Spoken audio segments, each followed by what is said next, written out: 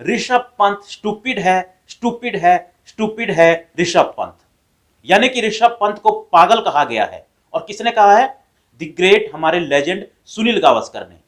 अब मैच के दौरान ऋषभ पंत चौथे टेस्ट मैच में की पहली पारी में जब जरूरत थी वहां पर टिकने की, तो ऋषभ पंत ने एक गैर जिम्मेदाराना शॉट खेला और अपनी विकेट गंवा दी, क्योंकि वहां पर टिकने की जरूरत थी। लेकिन इस तरह का शॉट खेलकर उन्होंने सुनील गावस्कर को, जो कि कमेंट्री कर रहे थे, उनको नाराज कर दिया और इसलिए सुनील गावस्कर को कहना पड़ा Rishabh Pant stupid, stupid, stupid.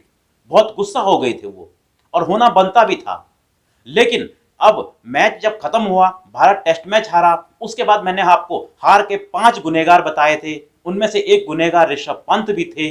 और अब जो खबर आ रही है कि ऋषभ पंत पर शायद उसकी गाज गिर सकती है और आखिरी टेस्ट मैच से ऋषभ पंत को बाहर बिठाया जा सकता है और उनकी जगह ध्रुव जुरैल को टीम में एंट्री मिल सकती है।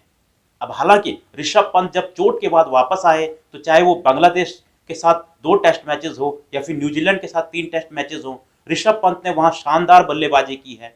बांग्लादेश के साथ उन्होंने एक सेंचुरी भी लगाई है और इसके अलावा न्यूजीलैंड के साथ भी उन्होंने 90s में स्कोर किए हैं, 50s लगाई हैं उन्होंने। बैटिंग में तो उनको जो है वो उन्होंने वहां शानदार परफॉर्मेंस दी है। लेकिन ऑस्ट्रेलिया में आते ही न जाने उनको क्या हो गया, और खास तौर पर तब जबकि उन्होंने 28 रन, 30 रन, 37 रन इस तरह के स्कोर बनाए हैं और उसके बाद गैर जिम्मेदाराना तरीके से शॉट्स खेलकर जो है अपनी विकेट वहां पर गंवा दी।